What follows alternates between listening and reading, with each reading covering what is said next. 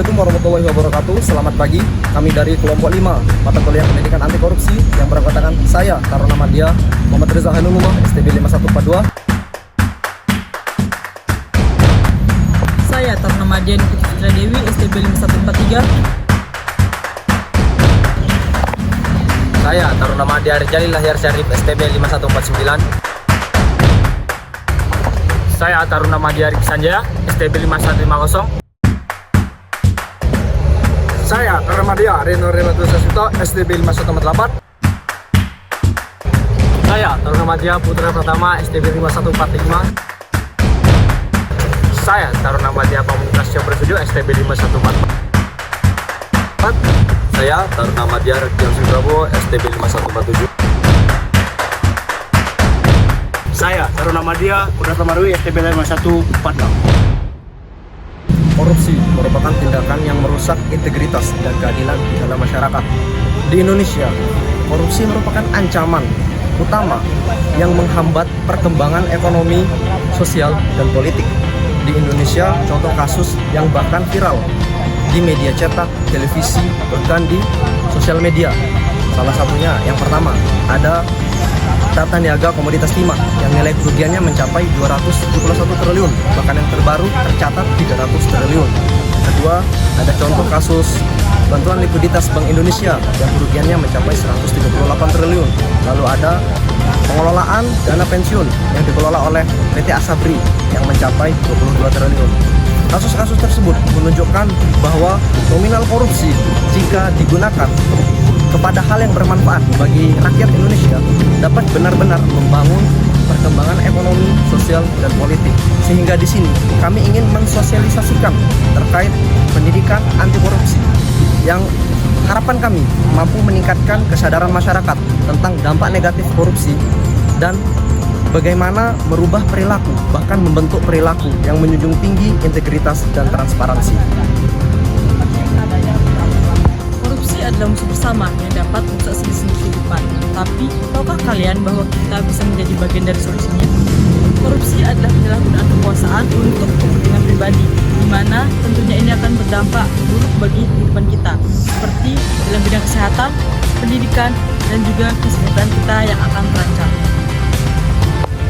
Dua teori korupsi menurut para ahli.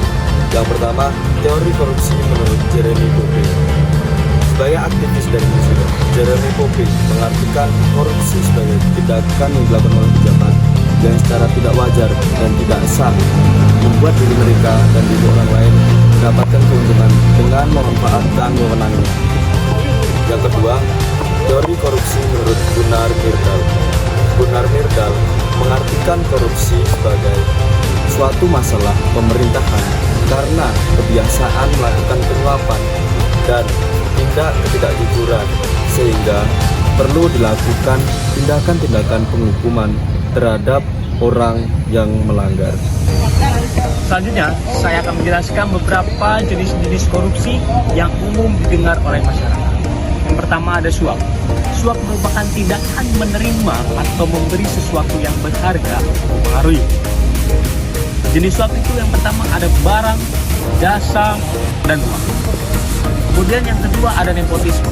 Nepotisme merupakan pemberian jabatan, pekerjaan, ataupun pemberian lainnya pada anggota keluarga, teman, dan saudara tanpa memperhatikan kualifikasi yang ada dalam dirinya. Terus yang kemudian yang ketiga itu ada gratifikasi.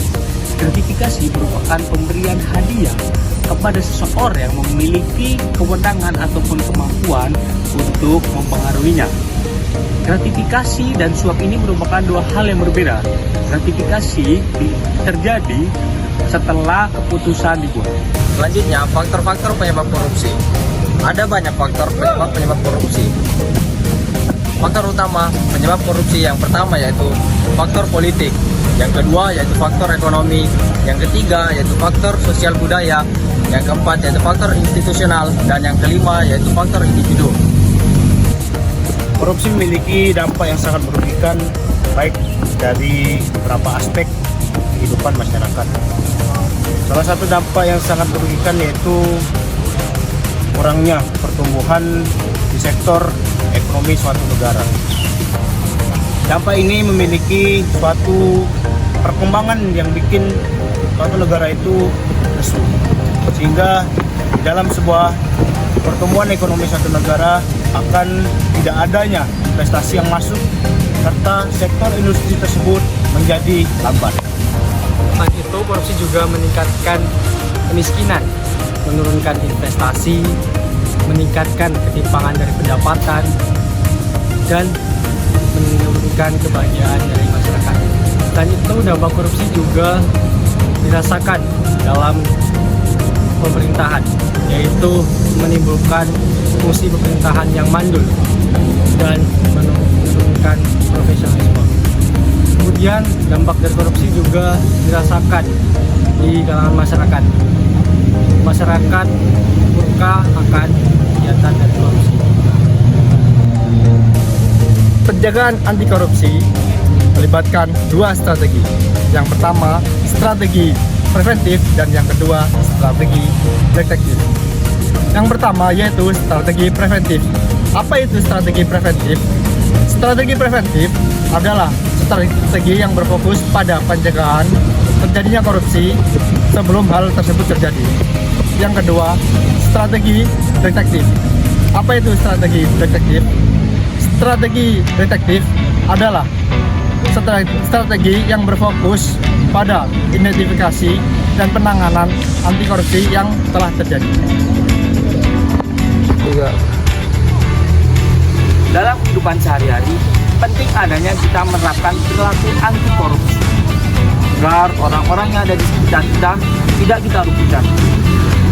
Salah satu bentuk contoh perilaku anti korupsi yang dapat kita terapkan dalam kehidupan sehari-hari, yang pertama, mengutamakan kejujuran. Jika kita ada salah, kita pertanggungjawabkan. Merupakan salah satu bentuk perilaku anti korupsi yang dapat diterapkan dalam kehidupan. Dan yang kedua, mengutamakan integritas dalam bekerja. Ketika kita sudah mengutamakan integritas dalam bekerja, potensi untuk kita melakukan manipulatif data dan sebagainya semakin berkurang. Dan yang ketiga, menolak segala bentuk suap. Perilaku suap merupakan salah satu bentuk korupsi yang ada di sekitar kita, namun tidak kita sadari. Kemudian yang terakhir, tidak menyalahgunakan jabatan. Jabatan yang kita pegang, jangan kita gunakan untuk memuaskan kepentingan pribadi, karena itu merupakan salah satu bentuk tindakan anti korupsi yang kita dapat lakukan dalam kehidupan sehari-hari. Demikian materi dari kelompok kami. Semoga materi yang kami sampaikan dapat bermanfaat untuk meningkatkan kesadaran masyarakat Indonesia akan bahaya korupsi. Saya, Taruna Madya Politeknik Ilmu Pemasyarakatan, Sertifikat kelas P6 STB 5151, mewakili kelompok saya mengucapkan selamat pagi dan terima kasih, dan say no to korupsi.